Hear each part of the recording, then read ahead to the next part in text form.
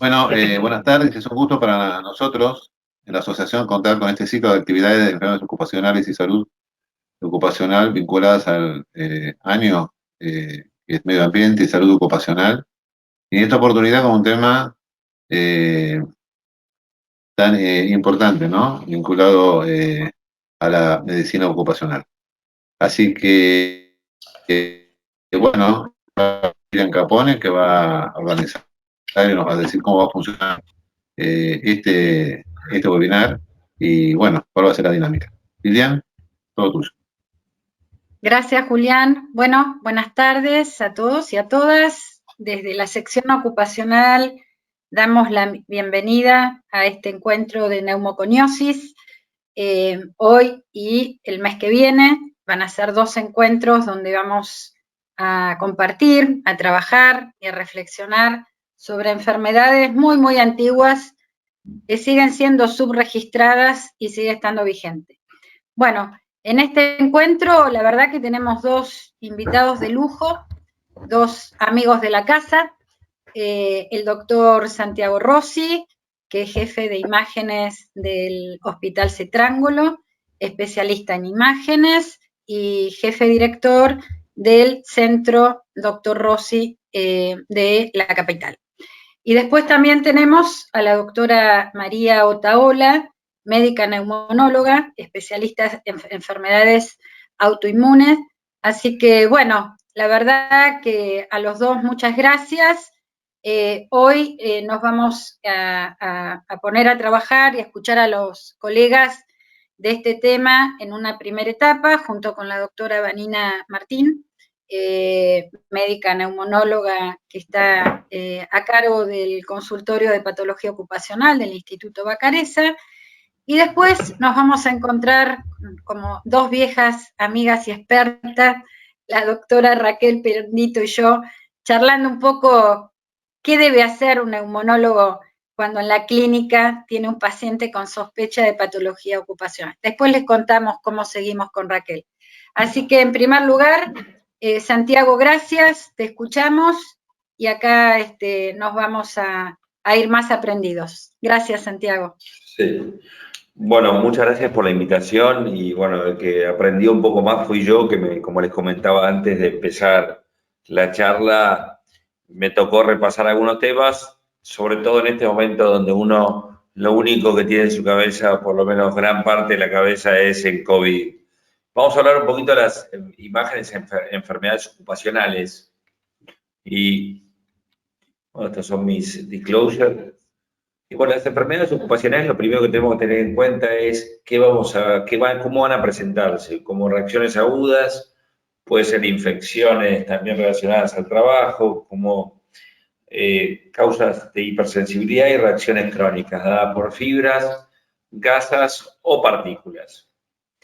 Podemos empezar con un caso, trabajador del alcantarilla o alcantarillado, y muchas veces es importante uno como imagenólogo no solo contar con la imagen, sino contar con algún dato clínico.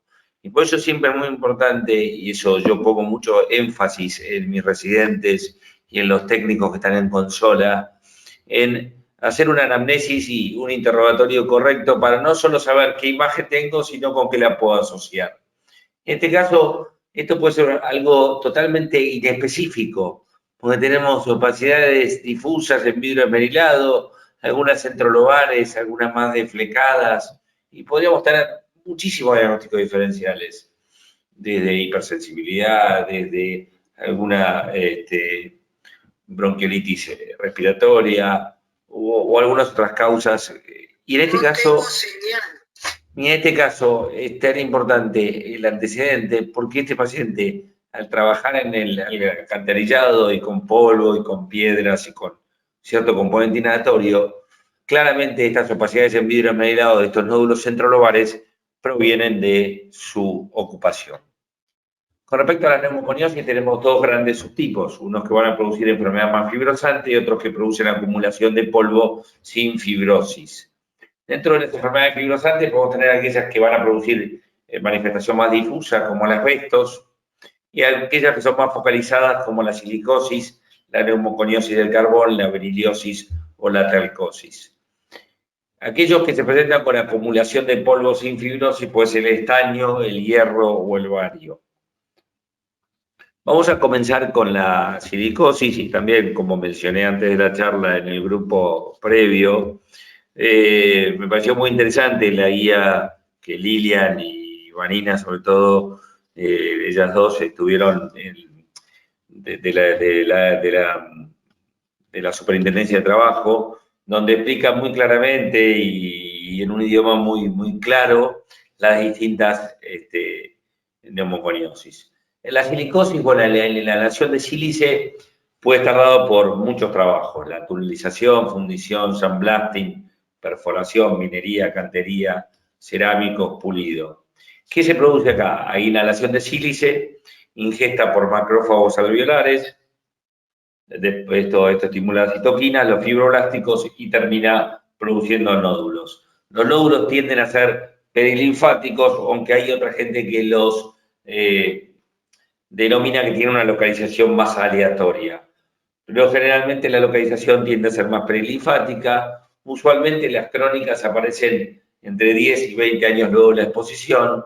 Y tenemos 4 subtipos: aguda, acelerada, que es aquella forma más crónica pero que produce mucho más rápido, crónica simple y crónica complicada. Vamos a las imágenes. Con respecto a las imágenes, la alta resolución o el corte fino de tomografía computada nos permite muchas veces ver nódulos perilinfáticos pequeños que pueden calcificar, distribución sobre todo superior y posterior, y ganglios calcificados. A veces es difícil con los nódulos perilinfáticos porque hay que hacer diagnóstico diferencial entre otras patologías como sarcoidosis, por ejemplo.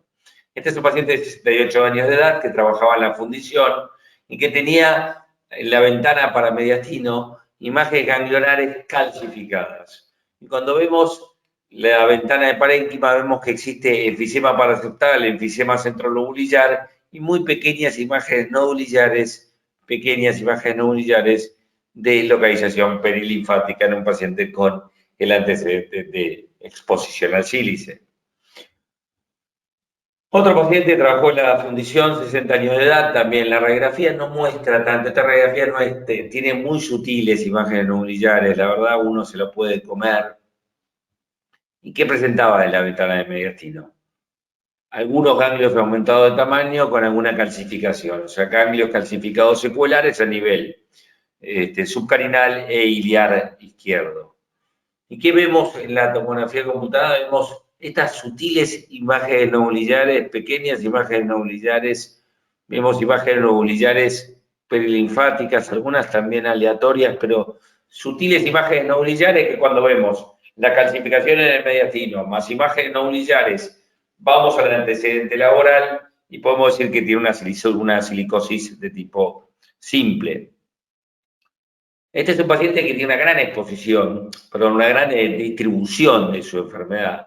¿Y qué vemos? Acá ya es aleatorio, porque es perilinfático, sí, es claramente perilinfático, porque vemos sobre todo las fisuras, cómo están comprometidas, cómo están los septos subpleurales, pero también hay una distribución que ya perdió domicilio. Entonces tenemos múltiples nodulillos pequeños de distribución perilinfática, con algunas imágenes ganglionares a nivel mediastinal, por más que esta ventana sea solo de parénquima.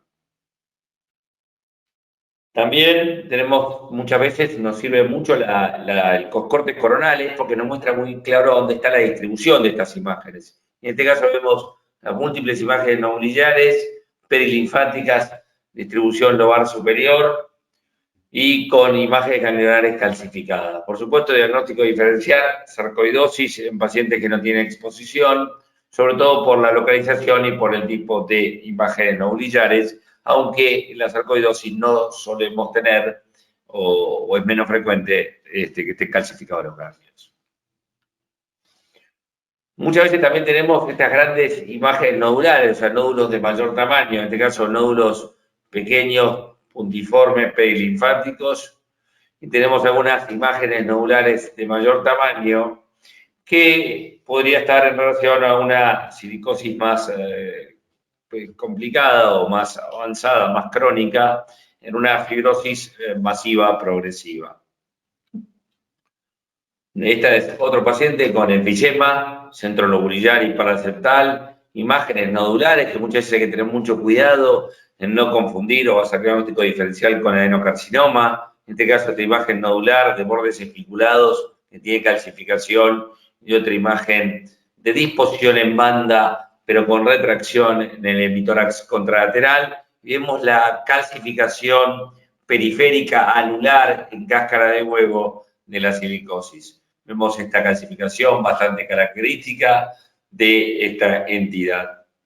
Vemos también pequeñas imágenes nodulillares de vuelta perilinfáticas, además de esas imágenes nodulares de mayor tamaño. Puede pasar también que produzca una distorsión de la arquitectura pulmonar. En este caso es una distorsión de la arquitectura pulmonar, cambios fibrosantes mucho más marcados, hay bronquiectasia por tracción, hay tractos. Podría haber imágenes areolares subpleurales, sobre todo a predominio de los lóbulos superiores, en un paciente con enfermedad fibrosante, dada por su exposición al sílice. La radiografía de tórax nos ayuda mucho, en este caso con la radiografía de tórax ya podemos ver que hay disminución de volumen, que hay imágenes nodulares que tienden a confluir, vemos que las cisuras se empiezan a reforzar, imágenes pequeñas, y vemos sobre todo imágenes nodulares de distribución bilateral a predominio de campos medios y superiores. Cuando vemos la tomografía computada en este caso, vemos las imágenes nodulares en los septos, o sea, perilinfáticas, vemos algunas que tienden a confluir y otras imágenes nodulares en la periferia del pulmón. La fibrosis masiva progresiva, o en este caso vemos grandes masas. Cuando vemos grandes masas que retraen y tienden a envolver muchas veces el parénquima pulmonar, vemos estas grandes masas con calcificación y distorsión de la arquitectura pulmonar, característico de la fibrosis masiva progresiva. Otro paciente vemos esta radiopacidad en el hemitórax derecho, el lóbulo superior, vemos tractos, vemos también algunos tractos a nivel del hemitórax contralateral con masas, y es lo que vemos en la tomografía computada. Masas apicales bilaterales con calcificación en superficie de corte, además de adenopatías mediastinales. Vemos el corte coronal, con esa masa en el lugar superior derecha, esa masa en el hemitórax contralateral y las calcificaciones. Cortes axiales también de otro paciente con, de vuelta, grandes masas, en este caso pegadas a la superficie paramediastinales, con bordes espiculados, poco definidos, pero con la calcificación y esa bilateralidad lobar superior nos tiene que hacer pensar en la silicosis complicada o fibrosis masiva progresiva. Acá tenemos los 4 casos o cuatro típicos casos, y además quiero agregar la asociación de la silicosis con la tuberculosis. Recordemos que aumenta la probabilidad de tener tuberculosis hasta en un 39%, y vemos una silicosis aguda con opacidades de 100 vidroesmerilados bilaterales, una silicosis simple con pequeñas imágenes nodulares perilinfáticas, complicada, donde hay mayor distorsión de la arquitectura pulmonar, cambios más fibrosantes, con retracción, y podría haber, como les mostré antes, masas en una fibrosis masiva progresiva. En este caso vemos los nódulos perilinfáticos bilaterales con cierta distorsión de la arquitectura pulmonar, y vemos una imagen cavitada con nivel en el hemitórax derecho. Algo que es bastante difícil de distinguir con la silicosis es la neumoconiosis del carbón, de los trabajadores que trabajan con carbón, mica o caolín, o sea, en la minería. Puede ser simple o complicada y usualmente presenta un mejor comportamiento clínico que la silicosis, pero las imágenes son muy similares. Calcificaciones, imágenes nodulares, algunas de ellas calcificadas a nivel del parénquima pulmonar. Con respecto a las asbestos, y creo que es una de las entidades que uno más ve y que uno más ve muchas veces, ¿qué pasa? Muchas veces uno hace una placa por cualquier situación y se describen como imágenes nodulares. Entonces pide la tomografía computada Y en la tomografía computada, lo que eran imágenes nodulares terminan siendo engrosamientos pleurales.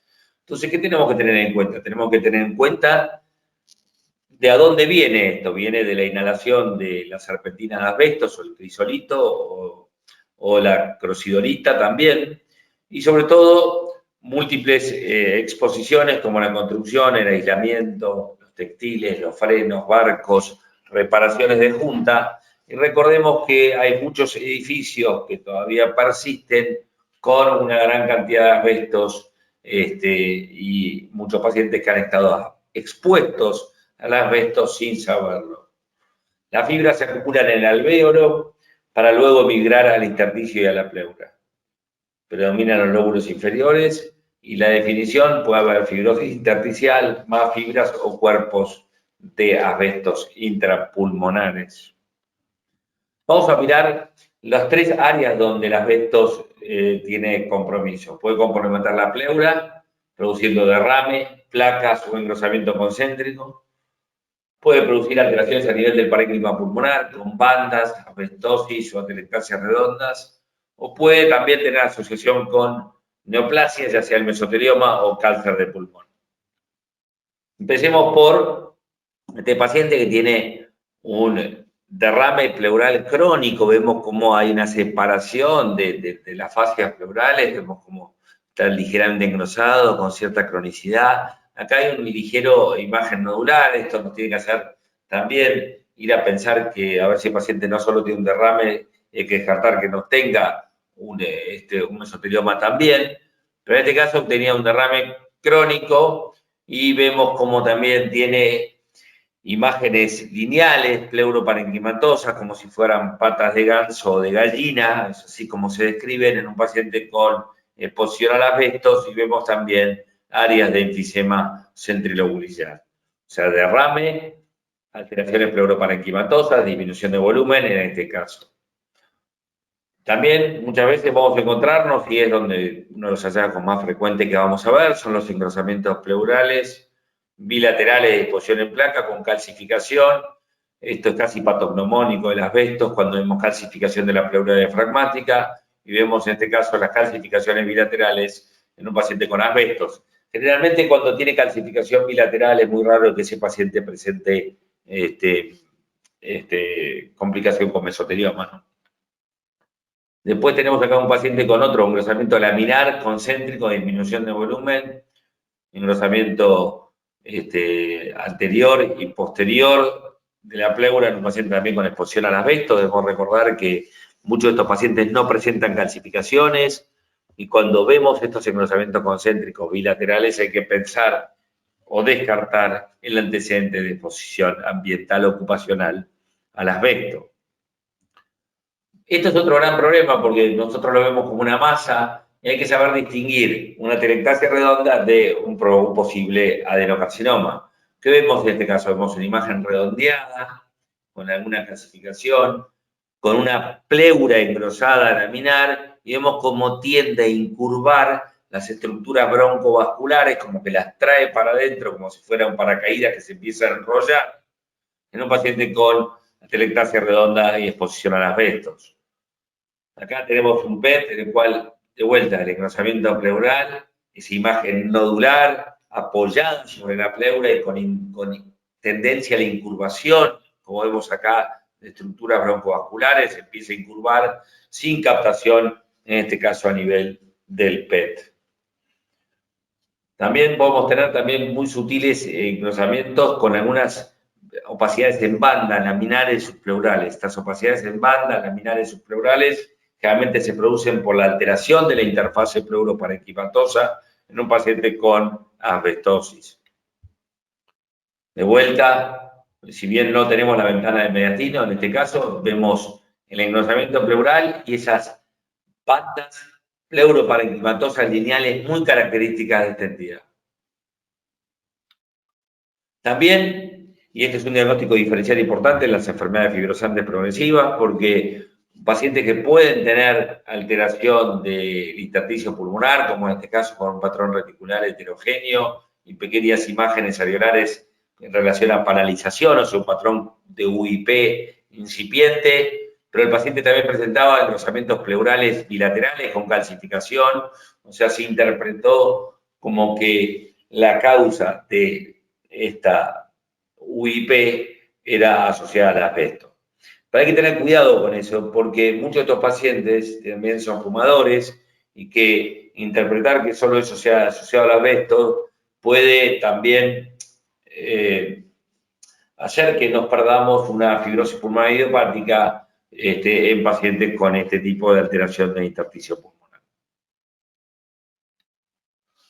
El mesotelioma es un tumor que hay que tenerle mucho respeto cuando uno informa, cuando a uno le llama la atención que haya un engrosamiento unilateral y que haya disminución de volumen y que haya, sobre todo, cuando hay alteración de la grasa periférica y empieza a invadir el espacio intercostal en un paciente con asbestos. Acá vemos el engrosamiento pleural con la disminución de volumen y vemos cómo en el PET hay aumento de captación y hay también cómo sigue a la profundidad del seno hemotofrénico con áreas de captación a nivel pleural. También hay que tener mucho cuidado, y como le dijimos antes, el cáncer de pulmón es una asociación que tenemos que tener cuidado. Hay engrosamientos pleurales en placa. Vemos en este caso una masa en el segmento apical del lóbulo inferior izquierdo que presentaba hipercaptación en el PET, era un adenocarcinoma de pulmón en un paciente con asbestos, con placas de asbestos. La talcosis está dada por, sobre todo, muchas veces inhalatoria, silicato de magnesio hidratado, puede estar dado en la industria de cuero, papel, cerámicos, plástico, y este es un caso que me lo dio Fernando Gutiérrez, que es muy interesante, que es una talcosis dada por cosmética. Una paciente que en su momento estiraba mucho talco para estar más lindos, y en este caso inhaló el talco y vemos como hay nódulos centrolobares bilaterales de densidad en vidrio esmerilado deflecados, que perfectamente puede ser una hipersensibilidad o una bronquiolitis respiratoria. Con respecto al berilio, es importante los casos que hemos tenido nosotros, sobre todo son más de mecánicos dentales, pero también puede darse en la industria nuclear, aeroespacial o industria de metal. Y es una enfermedad granulomatosa sistémica con manifestaciones extratorácicas, como la hepatitis, litiasis renal, hipercalcemia o lesiones cutáneas. Puede estar dado por meses o luego de años de exposición.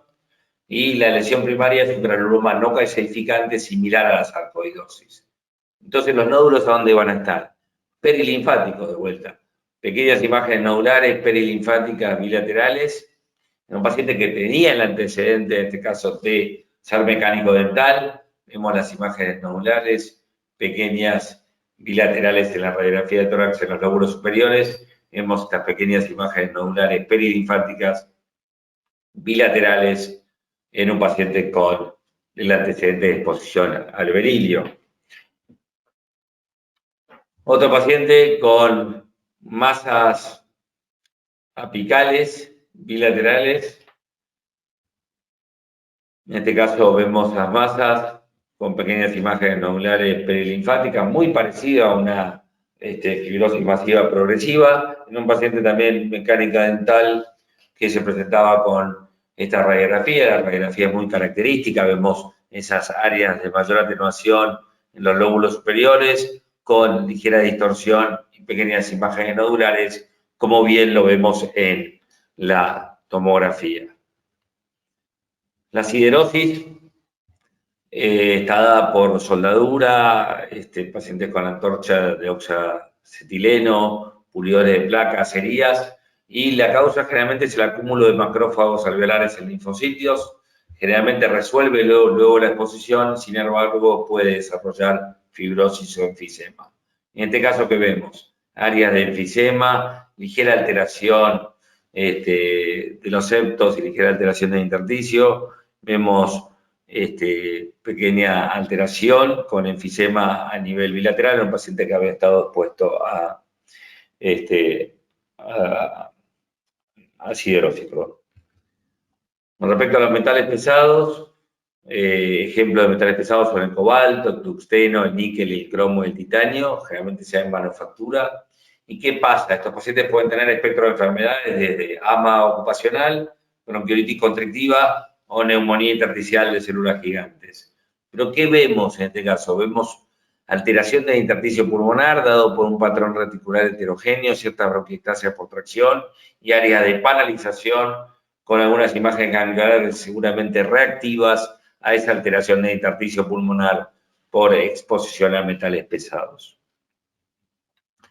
Para ir terminando, les voy a mostrar un par de ejemplos, en este caso de biomasa o pulmón de Hatland, como dice en inglés, pero en realidad es pacientes que generalmente cocinan con humo de leña en recintos cerrados, muchas veces en el norte de nuestro país ocurre muchísimo. ¿Y qué vemos en este caso? Vemos un paciente con panalización muy manifiesta y muy grande, que uno de los diagnósticos diferenciales de este tipo de panalización son las enfermedades del colágeno, que tienden a ser panalización exuberante, bien marcada y demarcada. Una es la R, que puede producir este tipo de panal.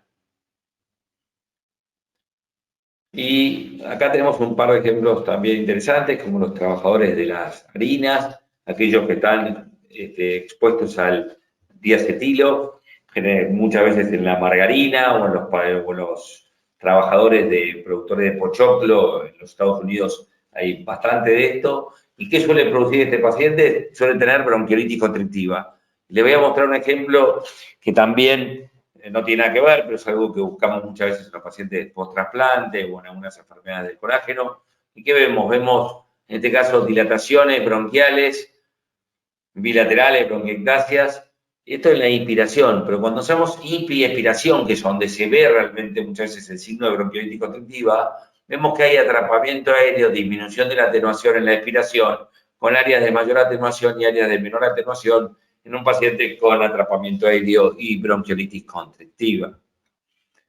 Quemadores de madera, también pacientes que por componente inhalatorio vemos que hay destrucción del parénquica con dilataciones bronquiales, engrosamiento de pared, distorsión de la arquitectura pulmonar, patrones mosaico con áreas de mayor y de menor atenuación. El patrón de mosaico es un patrón que está descrito en los cortes en inspiración. Cuando vemos áreas de mayor y menor atenuación en la inspiración, podemos llamarlo mosaico. Cuando hay atrapamiento aéreo en la expiración, podemos darle el rótulo de que está dado por enfermedad de pequeña vía aérea como manifestación indirecta de la misma. Y para concluir, traté de hacer un popurrí y debemos recordar un par de cosas.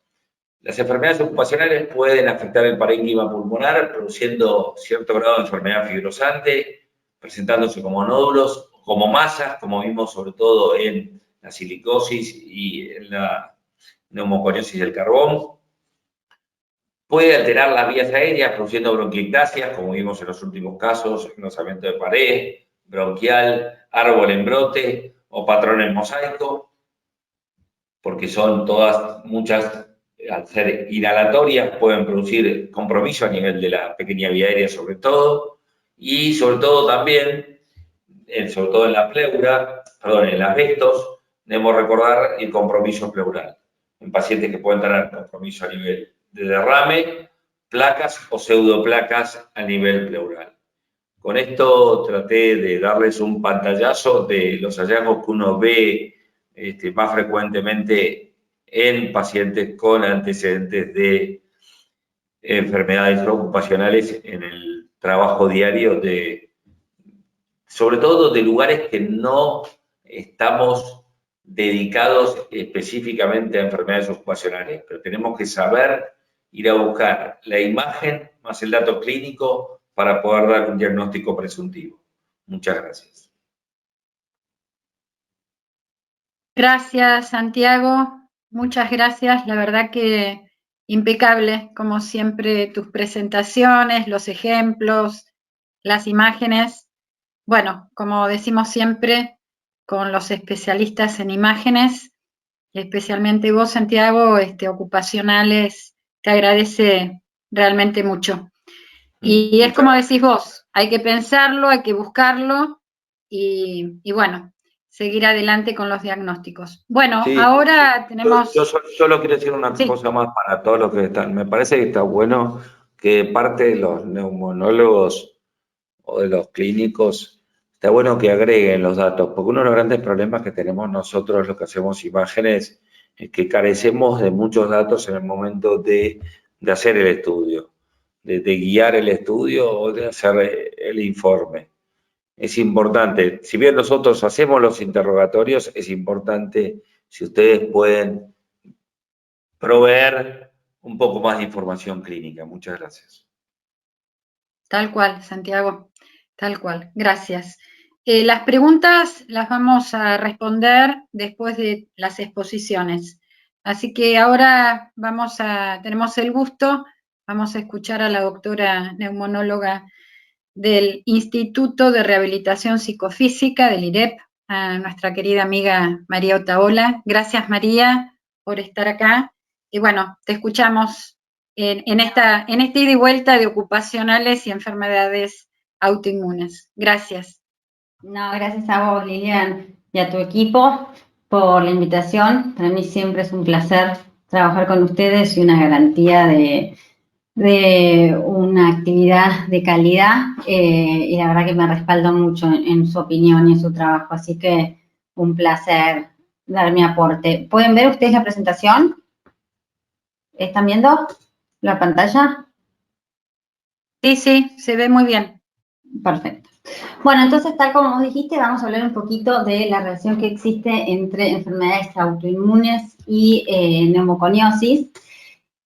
Estos son mis conflictos de interés y para eso voy a introducirlos con un caso de un paciente de sexo masculino de 65 años que refería a haber trabajado toda su vida como constructor, albañil e incluso en algunos momentos trabajado en el arenado, aunque no era la mayor parte de su trabajo, y él refería que tenía protección. Él tenía diagnóstico de EPOC con una historia de tabaquismo severo, 46 paquetes año, y tenía diagnóstico de esclerodermia de 6 años de evolución. Él tenía anticuerpos compatibles, FAN positivo 1 en 640, un antirro positivo, un antisclero 70 positivo, un eritro elevado, el PCR también, y consulta por lo menos al neumonólogo con una disnea clase funcional 3.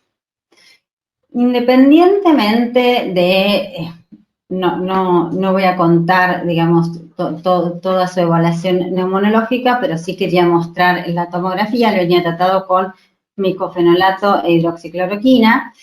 Y en la tomografía, bueno, aquí está Santiago que no me deja mentir, pero después si quiere más adelante me hace un comentario, pero creo que todos coincidimos que es un paciente que tiene varias patologías. Tiene, para empezar, enfisema en el lóbulo superior, y ya se ven acá algunos nódulos subpleurales que estaban calcificados, que eran compatibles, y él ya tenía el diagnóstico en realidad de silicosis simple.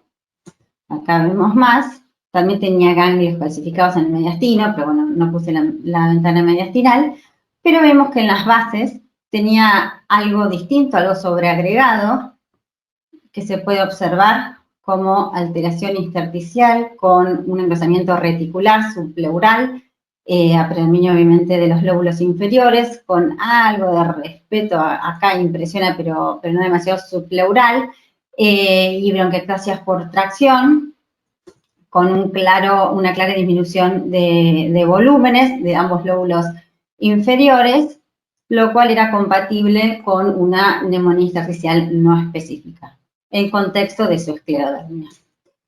Entonces, si nosotros pensamos, este paciente tenía unas probabilidades de tener silicosis, como tiene, asociada a su actividad laboral, entre un 6 y 10%, pongamos un 8. Eso por un lado. Por otro lado, la prevalencia de esclerodermia en la población general es del 0.009%.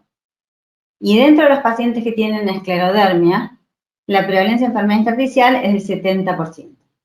Entonces, ¿qué posibilidades tiene un paciente, un individuo cualquiera, de tener las tres cosas juntas independientes? y haciendo la cuenta matemática, que obviamente la matemática no es muy amiga de la medicina, pero este cálculo daría 50 en 10 millones. O sea, este señor tendría que tener extrema mala suerte de justo tener enfermedades tan raras y tan complicadas. O, en realidad, y pensándolo bien, lo que uno tiene que pensar es que existe asociación entre ambas patologías. Y para pensar en esto, vamos a hablar un poquito de las bases biológicas que pueden asociarlo y de los estudios poblacionales que han demostrado esta asociación. En cuanto a las bases biológicas, bueno, las enfermedades autoinmunes han demostrado en varios trabajos estar asociadas a estímulos ambientales varios, como son alimentos y bebidas, estímulos como aire ambiental, productos manufacturados, incluso infecciones, virus, radiaciones y químicos. Todos estos estímulos ambientales hacen que de alguna manera se rompa la tolerancia y la inmunidad adaptativa, digamos, en algún momento se desregule y se genere esta defensa contra las propias proteínas y se genere la enfermedad autoinmune. Por otro lado, y esto lo tienen mucho más claro los médicos justamente que hacen medicina ocupacional que yo, pero por otro lado los mecanismos de la silicosis también son bastante complejos. No son los mismos las células y los mediadores involucrados en la inflamación, tanto aguda como crónica, que en el proceso de la fibrosis. Y la realidad es que ni siquiera son necesarias ambas vías, la inflamación y la fibrosis, para el desarrollo de la autoinmunidad. Se podría dar la autoinmunidad incluso sin fibrosis, solamente con la exposición al sílice y la inflamación. ¿Qué es lo que genera la autoinmunidad? Y esto no son más que especulaciones, porque la realidad es que todavía no hay respuestas concretas. Sí hay algunos experimentos y modelos en animales, pero lo que sí se sabe a nivel molecular es que el sílice, sobre todo las partículas pequeñas que llegan a los alvéolos, son fagocitadas por los macrófagos e inducen la respuesta inflamatoria, pero por otro lado, la apoptosis de esos mismos macrófagos. Y esas células, las células que lo fagocitan, después migran a los ganglios, lo expresan a células B y a células T, y se generan anticuerpos contra el debris celular de esos macrófagos apoptóticos. Y a partir de eso es que se generaría la autoinmunidad. Muy linda la fisiopatología, pero bueno, esto viene y se empieza a estudiar y se sigue estudiando a raíz de lo que decía también, las asociaciones que se han visto y que de hecho existen. Los primeros casos, todos conocemos los términos síndrome Kaplan o Erasmus, vienen a partir justamente de estos reportes. En 1953, Kaplan describe esta asociación de que parece un hallazgo inusual de un minero que tiene artritis reumatoidea. Después Erasmus lo mismo, la asociación entre esclerodermia y mineros de oro, con aparte que tiene manifestaciones pulmonares particulares, y finalmente se publica en el año 2011 este estudio de prevalencia bien grande del estado de Michigan, que termina de confirmar lo que ya estaban reportando las otras series, que las enfermedades autoinmunes están realmente aumentadas en los pacientes con silicosis. Entonces, se tomaron 3 periodos distintos, de 1985 al 95, del 96 al 2006, esto es del 96 al 2006 y del, bueno, acá hay un error en los años que copié mal, del 2006 debe ser al 2011, calculo. Y lo que vieron es que la prevalencia de artritis reumatoidea estaba aumentada hasta, digamos, 7 veces en algunos casos y 2.2 en otros, siempre con valores significativos en los pacientes que tenían silicosis, con la digamos, las prevalencias en la población general que conocemos, artritis reumatoidea más o menos del 1%, esclerodermia lo que le decía yo antes, y sin embargo, miren la alta prevalencia en estos grupos con silicosis, por lo tanto, un riesgo relativo realmente aumentado hasta más de 3 veces. Miren, en esclerodermia, según este estudio poblacional, el riesgo de tener enfermedad autoinmune en los pacientes con silicosis está aumentado hasta 28 veces. Y lo mismo pasaba con las vasculitis ANCA positivo. ¿Qué pasaba cuando ellos comparaban entre los grupos que tenían silicosis con enfermedad del tejido conectivo o no tenían enfermedad del tejido conectivo? La realidad es que no había grandes diferencias en las características, ni en las características demográficas, ni en cuanto a la exposición, ni historia de enfermedades concomitantes, o sea que no había nada intrínseco a la silicosis ni a la exposición que pueda determinar la presencia o no de enfermedad del tejido conectivo.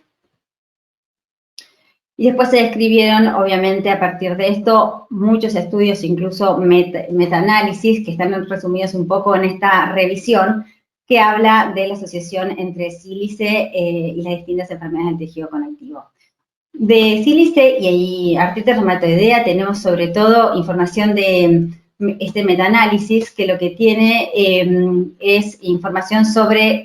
Son 10 estudios en general, en total, 2 casos y controles, 6 de corte y 2 de mortalidad, que incluyeron en total 242 casos y que acá vieron que el riesgo relativo era de 3.43, que incluso cuando se evaluaban solamente los estudios de corte, este riesgo relativo era hasta 5.5, o sea, los estudios de mejor calidad de evidencia, y que el riesgo aumentaba en pacientes tabaquistas y sobre todo los que tenían anti-CCP positivos.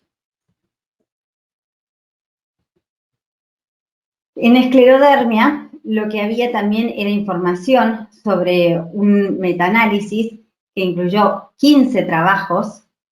Estos estudios estaban publicados entre 1960 y el 2006, que incluyeron 1.336 pacientes, el 62% eran mujeres, y este metaanálisis incluía 4 estudios de corte, que en estos 4 estudios había 563 pacientes. Y lo que vieron, por un lado, cuando se estudiaban solamente los estudios de casos y controles, era que el riesgo, si uno evaluaba todos los estudios, aumentaba casi 3 veces, 2.8, que estaba entre 1.8 y 4.2. Pero cuando uno estudiaba específicamente los estudios de corte de esclerodermia, que eran estos 4, los pacientes tenían más de 17 veces más de riesgo de desarrollar esclerodermia, con un intervalo de confianza entre 6 y 51. O sea, era realmente mayor. Y vieron que entonces la esclerodermia relacionada a silicosis representaba la gran mayoría de las esclerodermias en hombres, entre un 40 y un 86%, pero solo del 0 al 3% de las esclerodermias en mujeres. Y así como dijimos que si uno tenía enfermedad del tejido conectivo, la silicosis mucho no cambiaba. Si uno tenía esclerodermia asociada a sílice, la esclerodermia sí cambiaba, digamos. No era igual, lo mismo pasa con el lupus, no era igual que la esclerodermia no asociada a sílice. Obviamente que eran la mayoría en hombres, la mayoría era difusa con antiesclerosis 70 positivo, la mayoría tenían negativo el anticentrómero, tenían un altísimo porcentaje de enfermedad intersticial y peor sobrevida. Pero en realidad lo que no se sabe es si esta diferencia está reflejada por la exposición al sílice o en realidad por la diferencia de sexo, porque acá, como decíamos, la alta mayoría eran hombres y nosotros sabemos que en las enfermedades del tejido conectivo la mayoría siempre, las afectadas son las mujeres. ¿Qué pasa con el lupus? Existe también una alta asociación, un aumento de riesgo relativo de entre 1.6 y 4.9, y lo mismo con las vasculitis, así como en el estudio poblacional había dado un riesgo de hasta 25 veces en la revisión de todos los trabajos, y dependiendo del grado de exposición, el riesgo reportado es entre 2 y 5.6. Entonces, ¿de qué nos sirve toda esta información y cómo nos enfocaríamos ante un paciente que tiene enfermedad del tejido conectivo y tiene exposición a Siglisen? Y la realidad es que, sobre todo nosotros, los neumonólogos, el reumatólogo hará lo que tenga que hacer con su enfermedad del tejido conectivo diagnosticado, se nos va a presentar, digamos, el interrogante si la enfermedad pulmonar que tiene a nivel intersticial puede o no tener relación con la enfermedad del tejido conectivo o con la exposición a Siglisen. Porque la verdad es que el paciente tiene todo el derecho a tener silicosis, tiene todo el derecho a tener enfermedad del tejido conectivo con enfermedad intersticial asociada o las dos cosas. Nos va a ayudar bastante, y suerte que Santiago habló antes que yo, el tipo de compromiso intersticial que tenga. La realidad es que si uno espera enfermedad intersticial asociada a enfermedad del tejido conectivo, lo que uno espera son estos patrones: una neumonía intersticial no específica, una neumonía intersticial usual o una neumonía organizada. Y la silicosis es bien distinta. La realidad es que uno lo que ve en la silicosis simple, bueno, esta ni siquiera tan simple, pero en la silicosis simple nodular que vimos en mi paciente y todas las pacientes que describió Santiago, o la masiva progresiva, la realidad es que no se parecen a estos otros patrones tomográficos. Sería distinto por ahí, pero la realidad es que no hay bibliografía concluyente, si bien se ha descrito alguna asociación, pero la realidad es que no ha pasado de reportes de casos y estudios poblacionales de baja evidencia si encontráramos asbesto y neumonía intersticial usual asociada a R, porque así como Santiago comentó que la asbestosis podía dar una neumonía intersticial usual, que había que distinguir de la fibrosis pulmonar hepática, lo mismo pasaría con la neumonía intersticial usual asociada a enfermedad del tejido conectivo, pero no así en el caso de la silicosis. Entonces, volviendo a nuestro paciente estrella con el que arrancamos la charla. El paciente tenía silicosis y tenía enfermedad del tejido conectivo con enfermedad intersticial asociada. Y la realidad es, como fuimos viendo a lo largo de la charla, esto no es casual porque existen mecanismos de inducción de enfermedades del tejido conectivo a partir de la exposición a sílice, y sobre todo la silicosis y la enfermedad intersticial asociada a enfermedad del tejido conectivo o enfermedad intersticial en sí comparten varios factores de riesgo, como es la edad, para empezar, ser hombres y sobre todo el tabaquismo. Así que digamos que no es casual y no es inesperado que, aparte, los pacientes que tienen enfermedad del tejido conectivo asociado a silicosis tengan más incidencia de enfermedad intersticial. Es importante la distinción y es importante, digamos, el manejo, porque no se va a tratar igual una cosa que la otra. La enfermedad, digamos, la silicosis probablemente tenga una evolución, quizás, si es simple, sobre todo más limitada, y un manejo terapéutico más conservador, y no así la enfermedad intersticial asociada a enfermedad del tejido conectivo. La realidad es que, como decimos siempre y tratamos de practicar, el único camino viable para el buen manejo de los pacientes es la colaboración codo a codo entre neumonólogos, ustedes, los médicos ocupacionales, reumatólogos y radiólogos. Muchas gracias. Muchísimas gracias, María, clarísimo. La verdad que escucharte de vuelta de la inmunidad y la exposición, bueno, mucho todos hemos aprendido, no puedo dejar de nombrarla a nuestra querida amiga Liliana Castro Zorrilla, ¿no? Que ella ha aportado tanto y clarísimo, la verdad que sí, y hemos compartido pacientes, ¿no? De Kaplan, Erasmus, mucho tiempo. Gracias, María. Las preguntas las vamos a ver después de la siguiente ponencia. Gracias, María, clarísimo. Muy lindo, muy linda ponencia. Bueno, y para mí es un gusto como colega y en lo personal presentar a Vanina Martín. La doctora Vanina Martín es la encargada de patología ocupacional del Instituto Vacaresa, y aparte es la coordinadora del grupo de intertisiopatías en el Instituto Vacaresa. Bueno, gracias, Vanina, por estar. Hola. Te vamos a escuchar tus presentaciones, que son muy, muy lindas. No, Avante. esta es... buenas noches. Bueno, gracias a ustedes por estar ahí a esta hora. Bueno, hoy me tocó hablar de alguna novedad en neumoconiosis. Es una presentación mucho más sencillita y voy a hablar de uno de los temas que está surgiendo en estos últimos años, que es la silicosis en trabajadores de piedra artificial, o conglomerados de cuarzo también llamados. La realidad es que en muchos países la silicosis había disminuido su prevalencia y su incidencia, y empezaron a ver que aumentaban nuevamente los casos de silicosis.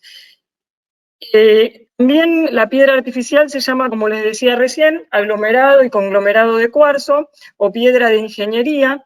Es cada vez más popular y un material relativamente nuevo que tiene alrededor de 10 años de uso un poco más masivo en el mercado, y que se utiliza y se fabrica en todo el mundo.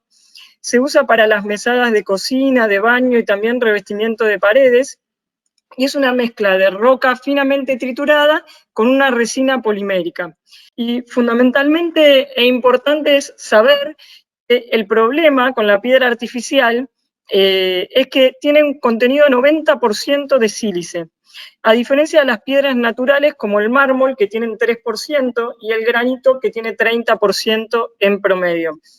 Creo que todos habremos visto alguna vez alguna mesada de cocina o de baño de estas características. Hay una marca que es la marca más conocida, que se puede decir porque inclusive hay trabajos donde directamente nombran la marca, que es Silestone, y que en su página de internet, cuando nombra la composición de sus materiales, habla de que tiene 94% de sílice, o sea, inclusivemente mayor que lo que dicen algunas bibliografías, que rondan entre el 80 y el 90%.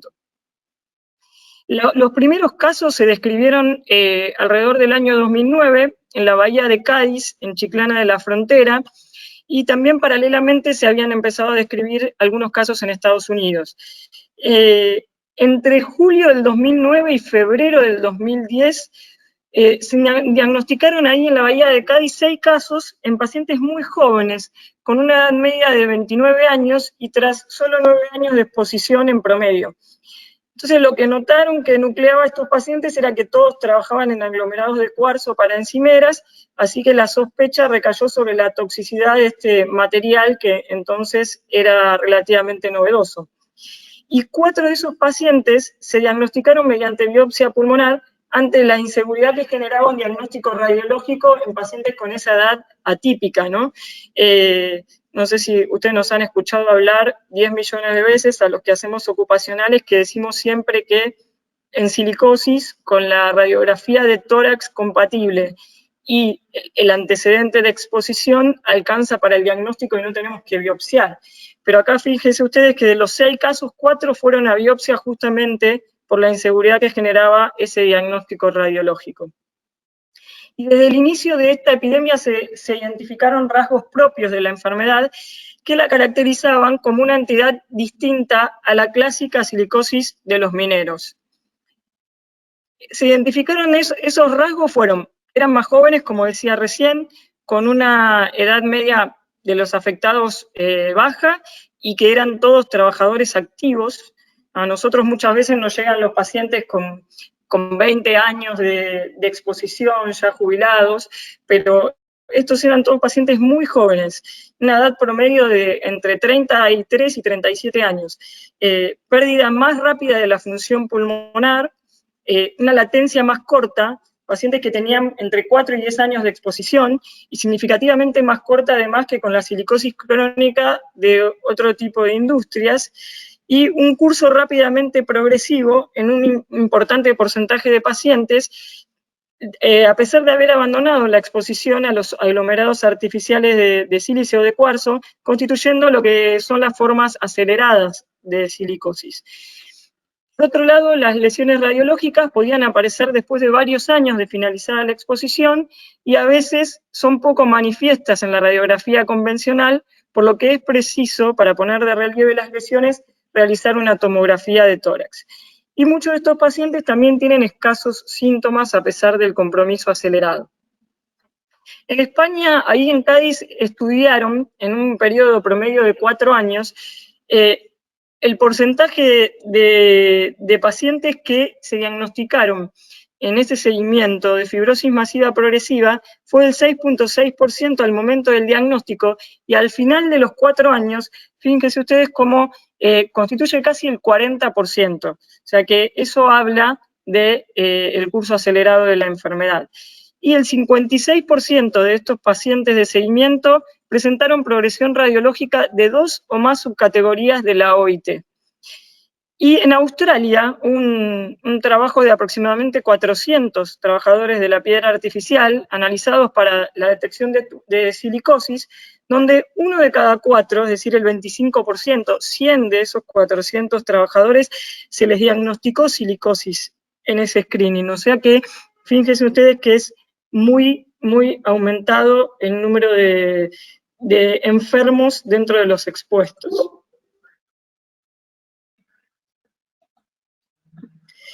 Las labores como el corte, el amolado, el pulido y la perforación pueden liberar niveles peligrosos de polvo de sílice en el aire.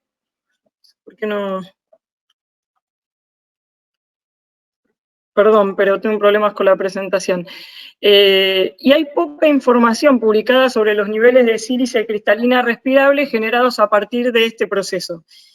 Fíjense ustedes que al cortar la piedra artificial con una sierra circular manual, el corte en seco generaba una concentración de sílice cristalina respirable extremadamente alta, de 44 miligramos por metro cúbico durante un periodo de muestreo de 30 minutos. Eso se compara con 4,9 miligramos por metro cúbico si se corta con una hoja húmeda y 0,6 por metro cúbico con corte con hoja húmeda combinado con una ventilación de escape local.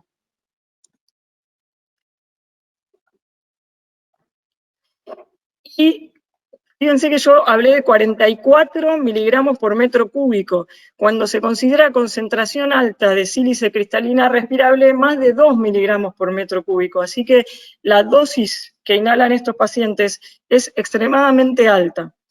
También se ha demostrado que las partículas de sílice muy finas y secas, recién creadas, producidas por un corte de alta energía, tienen una mayor fibrogenicidad en comparación con el corte en húmedo de cuarzo.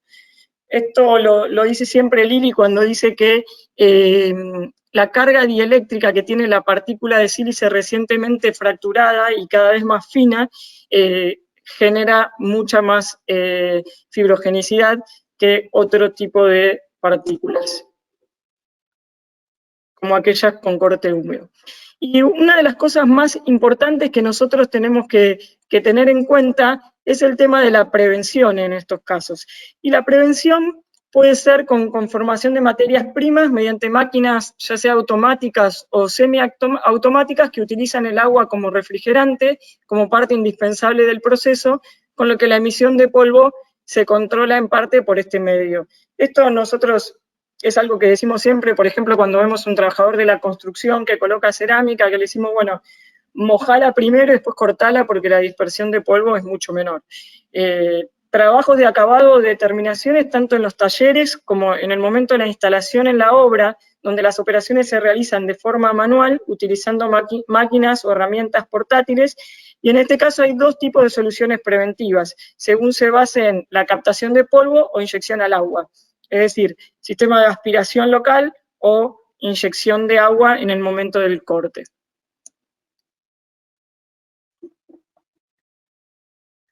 Las actuaciones técnicas orientadas a la prevención son Entonces, instalación o actualización de una red de aire comprimido, implantación de herramientas neumáticas para trabajo con agua, instalación o actualización de las recogidas de agua, adecuación de la instalación eléctrica, reubicación del equipamiento existente y adaptación de los puestos de trabajo.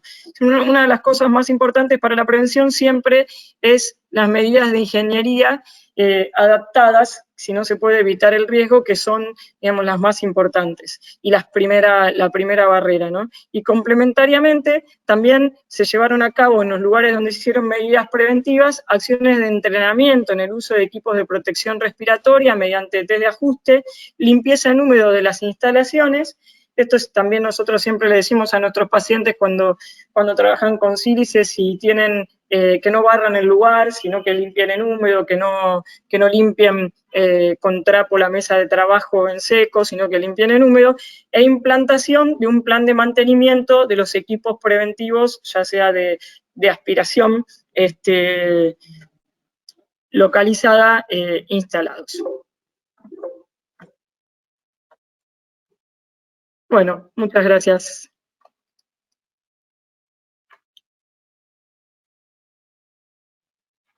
Bueno, gracias, Vani. Como siempre, excelente la presentación.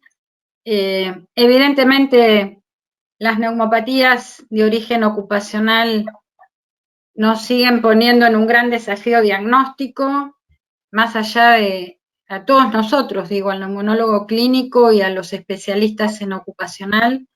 Realmente lo único que uno puede pensar es eso, ¿no? Hay ciertas preguntas que no debemos dejar hacerlas. Y vamos a hacer otras preguntas a los especialistas, tanto a Santiago como a María, como a Vanina.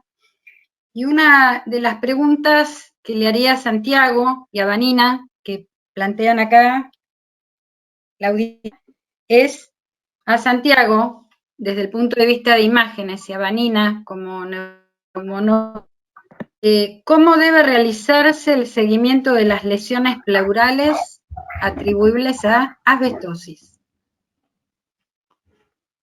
A ver, perdón, no sé, Vanina, si vos querés ir primero, como vos quieras.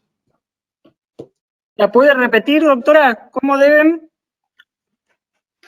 Sí, la pregunta es, ¿cómo debe seguirse, digamos, la evolución desde la imagen y la clínica, desde las placas pleurales atribuidas a silicosis?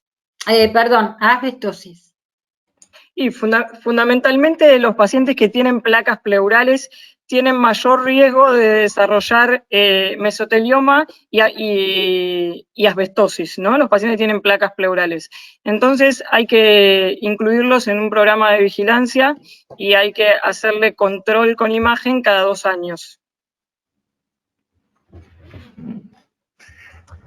Yo creo que, digamos, una cosa es lo que uno plantea desde lo estándar, como está planteando Vanina. Yo voy a plantear al revés, es ante un hallazgo, ¿qué hacemos?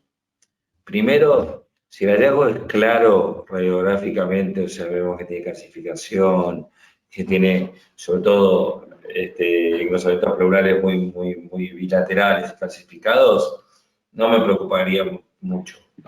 Si tiene derrame, tiene alteración intersticial o otra alteración, basado en el hallazgo tomográfico inicial que yo pida para caracterizar, a partir de ahí, si demuestra que es un hallazgo clásico de asbestos con calcificación, etcétera, si la imagen no es clásica y esa imagen que a mí me genera dudas de lo imagenológico, como un nódulo, etcétera, ahí lo tomo más que como una enfermedad ocupacional, como un hallazgo imagenológico que debo seguir. O sea un nódulo para un adeno, o sea, a mí las dos que me generan más duda es nódulo o que sea un engrosamiento pleural unilateral, donde tenés disminución de volumen, le das contraste y te realza, que no te encuentres con un mesotelioma. Creo que esos son los dos temas, y ahí también otra cosa que hay que indicar es saber ver la imagen y si eso requiere profundizar con algún tipo de procedimiento invasivo. Y bueno, y desde el punto de vista clínico, sumando a lo que decía Santiago, tenemos que tener en cuenta los síntomas del paciente. Muchas veces los pacientes en el periodo intervigilancia comienzan con un dolor pleurítico que va creciendo, y ahí, bueno, eso nos tiene que hacer sospechar la presencia de mesotelioma y tenemos que tomar una conducta y repetir la imagen antes de lo programado. Gracias. Una pregunta para María. Una de las preguntas dice, si en tu experiencia, si a todos los autoinmunidad se le hace una anamnesis especial para ver si están expuestos a alguna o silicosis, por ejemplo, en la clínica diaria. Mira, la realidad es que eso por ahí es una pregunta más para el reumatólogo. Digamos, si ellos tienden a buscar causas secundarias de enfermedad autoinmune cuando les llega la enfermedad autoinmune, digamos, sistémica al consultorio. Yo cuando ya me llega definida y sobre todo me llega o para screening o porque tiene enfermedad intersticial, no suelo demasiado reparar en eso, a no ser que tenga hallazgos tomográficos, si va a hacer la tomografía, que en general me termino haciendo, y que me haga sospechar en una causa, digamos, de enfermedad pulmonar extra, enfermedad del tejido conectivo. Distinto es cuando el paciente entra por nuestro lado, digamos, tiene enfermedad intersticial definida, no tiene una enfermedad del tejido conectivo definida, pero parece venir por ahí, pero todavía hay que seguir buscando la causa de la enfermedad intersticial. Ahí sí solemos hacer una pesquisa y un interrogatorio, o les pedimos ayuda a ustedes. Pero digamos que tiene que haber algo en la historia clínica que no nos deje tranquilo con la asociación de la enfermedad intersticial que encontramos en la tomografía y la enfermedad del tejido conectivo. La realidad es que si no, no es que buscamos en todos los pacientes sistemáticamente exposición a sílice y a ninguna de las cosas que charlamos hoy. No sé los reumatólogos, por eso sé que los reumatólogos lo piensan, tiene una esclerodermia y tiene prótesis mamarias, digamos. Sé que ellos tienen, digamos, una pesquisa en determinados pacientes donde les parece que puede estar asociado a otra cosa, pero ya cuando vienen al inmunólogo en general vienen ya más definidos. Y una pregunta para el doctor Santiago Rossi. En tu experiencia, Santiago, esto que vos planteabas, ¿no? Que tenés pocas, que los médicos en general dan pocas indicaciones de los pacientes. En tu experiencia, ¿cuál es más o menos un porcentaje que vos puedas ver que los diagnósticos de patología ocupacional las hace primero el imagenólogo y después se lo derivás al médico neumonólogo clínico? Y yo creo que es bastante alto, sobre todo, a mí me pasó en beriliosis, no me cabe la menor duda, porque generalmente no lo sospechan, o sea, se puede ver, pero muchas veces pasa por el interrogatorio, capaz uno al ver la imagen puede hacer un interrogatorio capaz más dirigido a partir de la imagen. En asbesto no me cabe la menor duda, uno ve hallazgos que son incidentales y uno los ve, o en alguna enfermedad, una silicosis capaz crónica también, o sea, son hallazgos que capaz no tienen tanta clínica, o sea, por ende el monólogo capaz no lo ve, y uno desde el hallazgo imagenológico lo puede plantear. También pasa en otros ocupacionales como la hipersensibilidad, no me cabe la menor duda también, ¿no? Pero a ver, yo creo que la gran mayoría de los neumonólogos y sobre todo las generaciones me parece más jóvenes están empezando a poner más data porque ven que al poner más data les vuelve un informe más rico o no tienen que ir y volver tanto tiempo. No sé si con eso lo expliqué. Está bien, gracias. Vanina, ¿existe en Argentina conglomerados de trabajadores de piedra artificial? ¿Cuál es la experiencia? No, en realidad hay fabricación de mesadas de cuarzo artificial, pero no hay ninguna descripción de experiencia en Argentina. Al menos yo no leí ninguna. Sí, tal cual. Una pregunta para María. Están preguntando mucho, así que está bueno. María, la pregunta es, si tenés un paciente con exposición y enfermedad autoinmune, y obviamente una indicación es que se aleje de la exposición, ¿el paciente mejora? La realidad es que sí, muchas veces sí. Digamos, esto es fácil y ha sucedido mucho en lo que decía yo antes, en el caso de las prótesis mamarias. La realidad es que muchas veces se remueven las prótesis y todas las manifestaciones autoinmunes mejoran y disminuyen la actividad. Muchas veces cuando uno encuentra al paciente que describía, por ejemplo, yo en el caso con silicosis, ya ni siquiera está expuesto, digamos, es un paciente que estuvo expuesto, se presenta la silicosis después de 15, 20 años de haber estado expuesto y ya se desarrolló este mecanismo inflamatorio autoinmune que no revierte. Si uno pudiera detectar, digamos, en el momento agudo o en el momento de exposición activa, obviamente que hay que intentarlo y muchas veces puede mejorar o revertir. Pero bueno, como decía, ni siquiera están realmente claros los mecanismos intrínsecos moleculares por los cuales se produce. Así que no puedo responder si dejan de producirse anticuerpos de manera mágica porque no lo sé, la verdad que no creo que exista tanta evidencia. Gracias, María. Una preguntita para Santiago. En la experiencia tuya, las atelectasias o las imágenes compatibles con atelectasia redonda, ¿es factible que se pida una biopsia? Lo lógico sería que no. O sea, yo hablo de mi experiencia, capaz yo tengo más experiencia que otros radiólogos generales, pero a mí no me asusta la atelectasia redonda, ¿no? La aprendí a ver, con los años aprendí a poder entenderla, a mirar los distintos planos y a poder ver ese engrosamiento pleural y esa incurvación. Uno de los grandes problemas a veces que pasa es que dentro de la atelectasia puede crecer un cáncer a veces, y hay esos casos. Pero bueno, eso en un control uno puede ver si hay una alteración del tamaño y ahí actuar.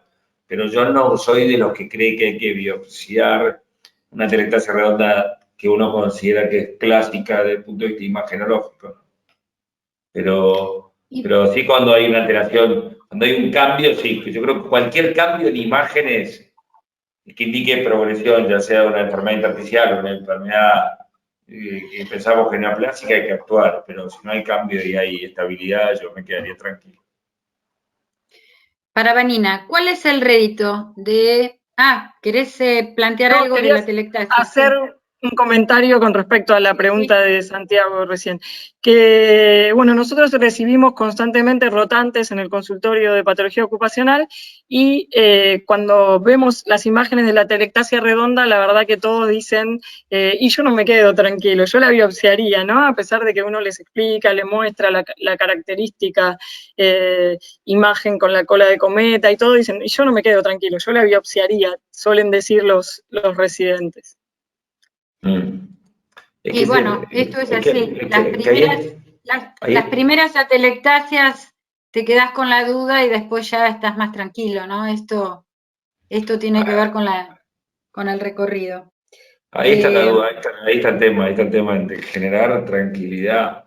Yo creo que ahí está el tema, poder empezar a traer tranquilidad. Yo creo que lo que le pasa a la gente que hace imágenes y no hace imágenes torácicas o no tiene tanta experiencia es el pulmón. Para mí hay dos áreas que son muy difíciles en imágenes. Uno es el pulmón y otro es la mama.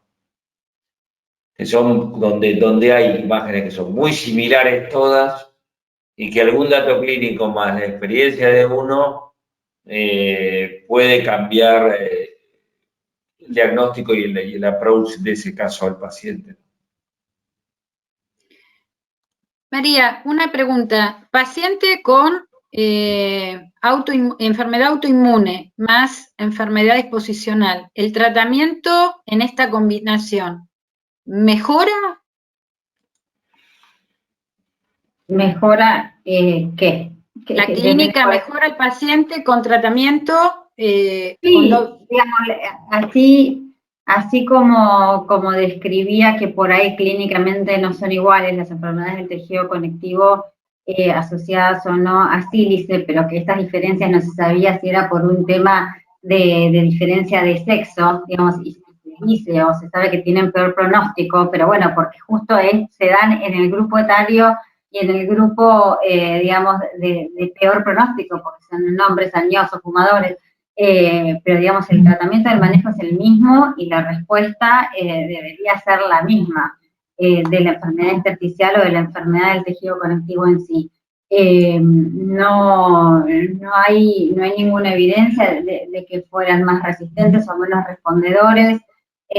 Lógico que cuanto más tarde uno los diagnostica, menos capacidad tiene de preservar pulmón sano y de mejorar o revertir una situación. Y lo mismo con lo que preguntabas anteriormente, si uno siguiera expuesto a dosis alta, también piensa que está perpetuando el mecanismo inflamatorio.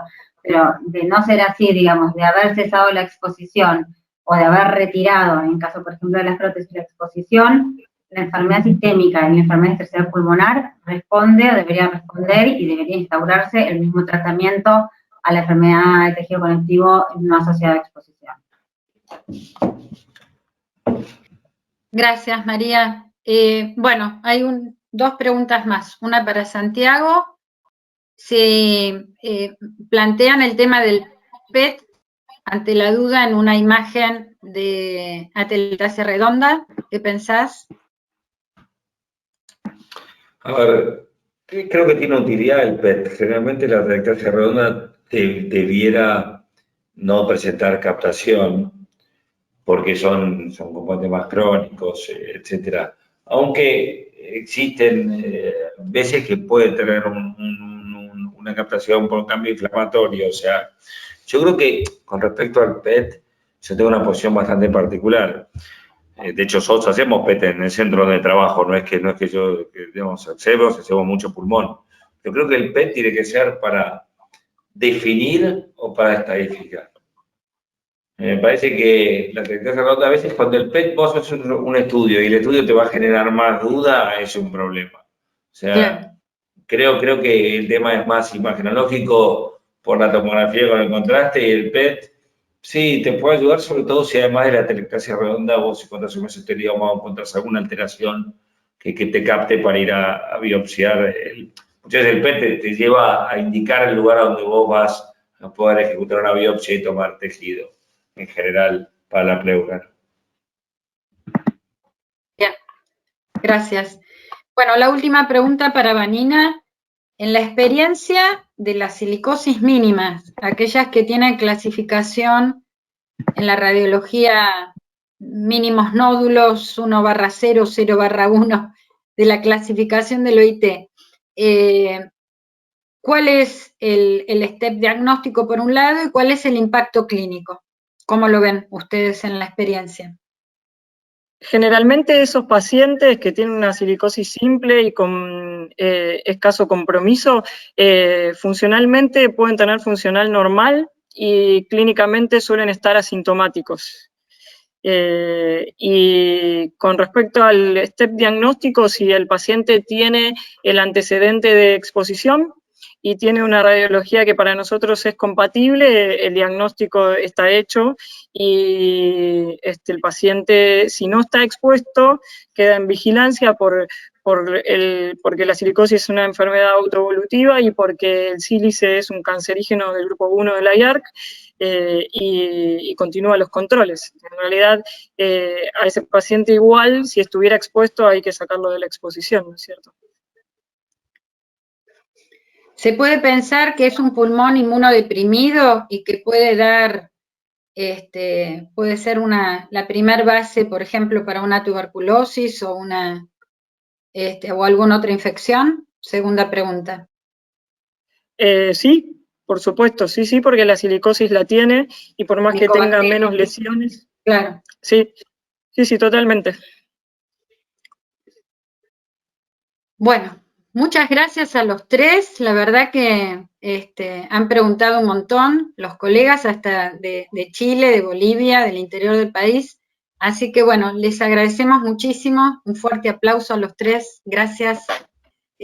Ahora vamos a compartir esta segunda parte con una querida amiga, colega, dos buenas amigas y expertas de muchos años sobre la doctora Raquel Pendito, que es neumonóloga, especialista en medicina laboral y legal, ex coordinadora de la sección ocupacional. Raquel.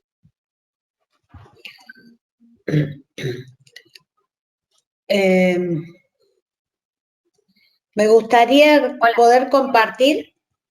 Espera un chiquitito. Si podés estar en la pantalla y la idea un poco es perfecto. Plantear qué es lo que vamos a trabajar ahora, y la idea es poder brindar algunos tips a los neumonólogos clínicos en una situación que se da a menudo y que es una pregunta que nos hacen: ¿qué hacer frente a un paciente cuando uno sospecha una enfermedad ocupacional?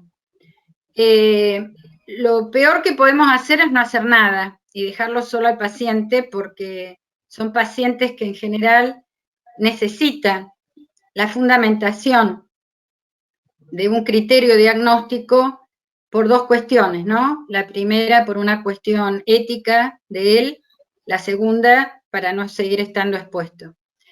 Entonces, algunos tips que uno siempre con Vanina los utilizamos es, por ejemplo, preguntarle si hay algún compañero enfermo en su lugar de trabajo, si alguno falleció, si es jubilado, si la ropa la llevan a lavar a su casa o queda en la empresa, cómo es el lugar de trabajo, si es un lugar de trabajo limpio o sucio, si cuando vuelve al otro día a su lugar de trabajo se encuentra con el polvillo acumulado de todos los días, si se barre, como decía Vanina hace un rato, si se aspira, si se moja. Siempre pensemos que el agua, la partícula del agua, decanta la partícula del polvo. Nosotros, por ejemplo, con Vanina, a los que colocan cerámicas o a los constructores, siempre le indicamos que mojen la piedra. Cuando una piedra se moja, no produce polvo. Cuando una cerámica se moja, al cortarla, no produce polvo. Y son pequeñas medidas preventivas que salvan la vida de un paciente. Pero también es cierto que muchas veces nos encontramos con una silicosis, con una asbestosis, con un mesotelioma. Y entonces ahí sí nos gustaría preguntarle a la doctora Raquel Pendito, que es la más experta de la sección ocupacional en medicina legal, ¿cómo nos plantamos frente a esta situación? Raquel. Bueno, gracias Lili. La verdad que esto va a ser breve por razones de tiempo y de partido. Así que hasta los que llegaron hasta aquí, gracias. Ya se habló bastante de las enfermedades profesionales, pero hay dos contingencias que están cubiertas en la ley de riesgo de trabajo. Uno es el accidente y el otro es la enfermedad profesional. Cuando nos referimos a coniosis, nos estamos refiriendo a las enfermedades profesionales. ¿Puede ser una coniosis producto de un accidente? Sí, yo he tenido coniosis por un accidente en un silo de Portland, ¿no? Ahora bien, hay enfermedades para la ley de riesgo que están listadas. Las neumoconiosis son enfermedades listadas. Las enfermedades profesionales no listadas, que se incluyeron, gracias entre otras a la gestión de Lilian, fue, por ejemplo, la enfermedad por COVID. Estaba no listada y hoy es una enfermedad profesional. La ley de riesgo, esta 24557, tiene varios laudos donde hay un listado de enfermedad y se presentan estos reclamos ante la Superintendencia de Riesgo de Trabajo, que sería quien coordina y controla a los ART, a las aseguradoras de riesgo de trabajo. Vamos con la otra. Ahora, ¿qué paso seguimos? Ya informaron al trabajador, como bien dijo Lilian, que es quien primero debiera ser informado de que esto se trata de una enfermedad profesional. Entonces hay que hacer una petición fundada donde el médico especialista en medicina del trabajo o en medicina legal haga el diagnóstico de la enfermedad, que probablemente ya lo proporcionaron ustedes como neumonólogos. Simplemente debe existir una relación causal de exposición y el agente de riesgo laboral. En este caso, si estamos hablando de la esconiosis, el asbesto, el sílice, el metal o lo que fuese. La próxima. Este nexo de causalidad, la próxima, acá está, criterios de causalidad. ¿Cuáles son los criterios de causalidad? Primero tiene que haber existido una intensidad suficiente en aquel agente de riesgo para realmente corroborar ese efecto de salud, ese daño en la salud. Ahora bien, tiene que haber cierta constancia. Esta relación se tiene que manifestar en diferentes contextos o grupos de trabajadores. Hay una especificidad, la relación comprobada de que ese agente de riesgo sílice efectivamente da la silicosis. La temporalidad se refiere a que obviamente tiene que existir la exposición siempre previa al daño. La relación entre dosis y respuesta, porque a mayor exposición, mayor riesgo de daño. Congruencia, ¿coincide esto con la evolución típica de estas enfermedades? Datos experimentales, cuando estos sustentan a la hipótesis de relación. Y la analogía, muchas veces recurrimos a eso los peritos cuando hay otras presentaciones similares en literatura médica y sobre todo cuando el médico del trabajo ante el que nosotros estamos exponiendo, que a veces es la propia Superintendencia de Riesgo de Trabajo, uno le expone que ya hay descripta en la literatura médica hechos como el que uno presenta. La próxima.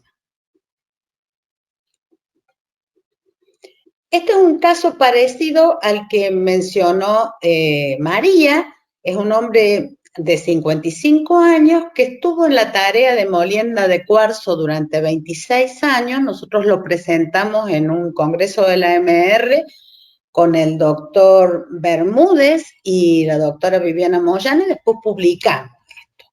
El paciente tenía dolor torácico generalizado, rigidez matinal, dolor y edema en articulaciones de las manos, de rodillas y tobillos y sequedad de la mucosa.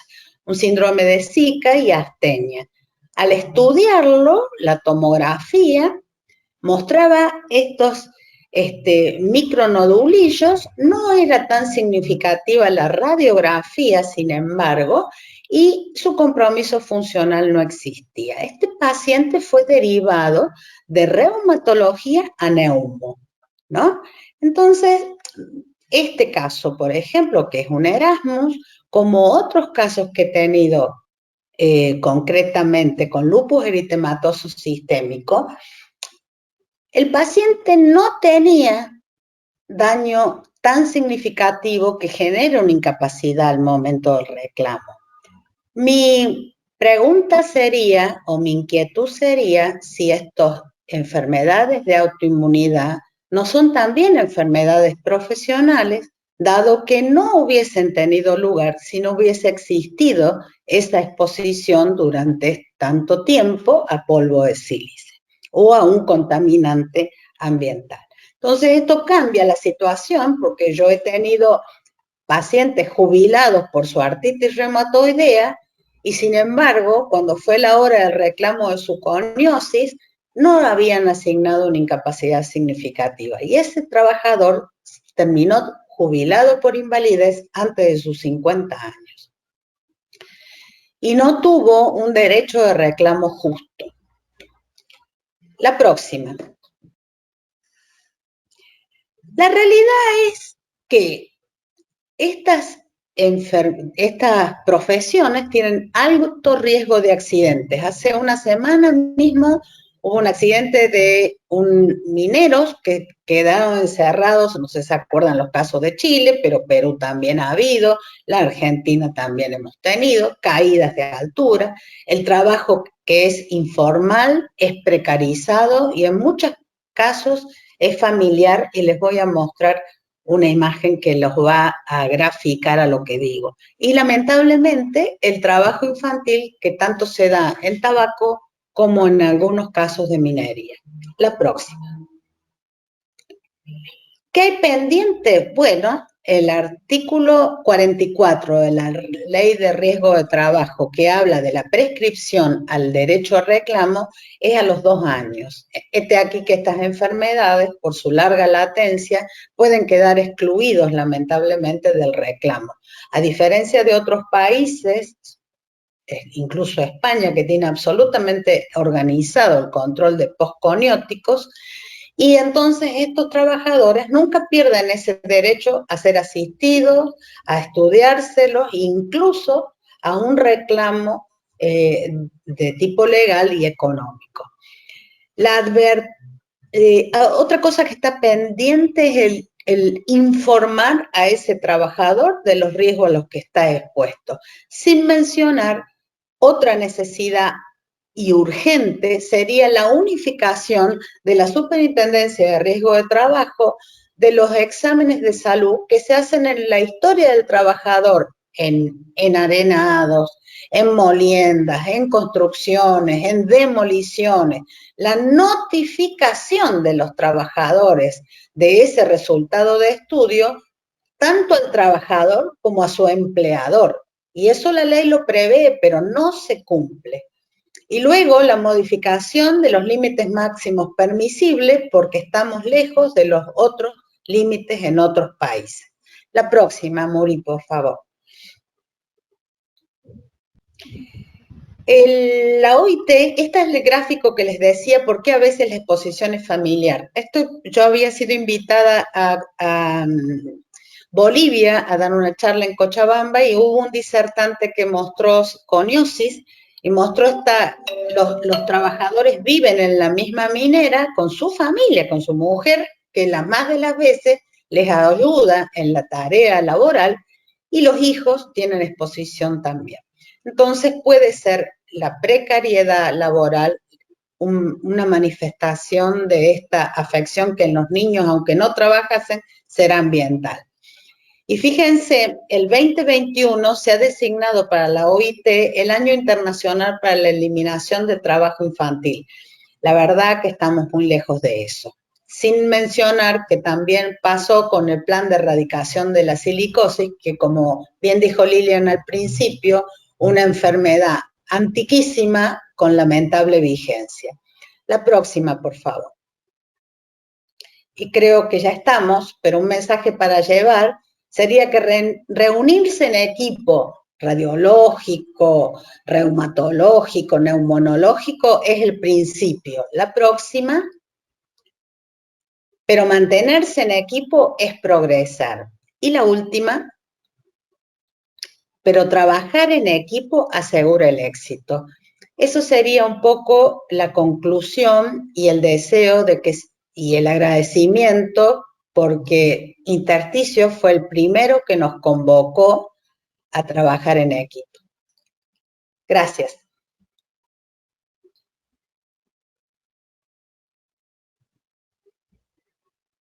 Bueno, gracias Raquel. Sin duda tu claridad, tu experiencia y tu recorrido siempre dejan huella en tus ponencias.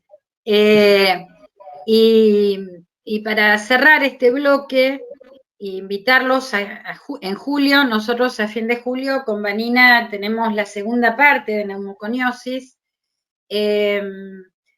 Pensar que hay una característica de las enfermedades exposicionales, es que si se busca bien, siempre se encuentra la causa. Y cuando uno encuentra la causa, es la mejor prevención, no solo para el paciente, sino también para el resto de los trabajadores. Creo que es algo que siempre, siempre a nosotros que hacemos ocupacional de tantos años, a Rita, a Raquel y a mí, es lo que más nos ha desvelado, lo que más nos desafía por ser, digamos, las fundadoras de este espacio, casi en la Asociación de Medicina Respiratoria, junto a otros colegas, obviamente, Darío Rey, Antonio Labate, pero siempre el desafío es ese, digamos, poder transmitir que lo más importante es saber si ese trabajador está expuesto, retirarlo de la exposición. No solamente por una cuestión legal, ética, sino porque salvamos una vida. Y muchas veces, en el caso de la asbestosis, también la contaminación familiar ha hecho más de un estrago. Así que bueno, damos por cerrada esta parte, primera parte de neumoconiosis. Gracias a Santiago, gracias a María, gracias a Vanina, gracias a Raquel, y esta charla de expertas quiso ser eso, simplemente una charla y contarles qué es lo que pensamos. Gracias a todos y gracias Julián porque siempre nos estás acompañando. Y a ver el partido, como dijo Raquel. Chao. Gracias. Gracias a todos.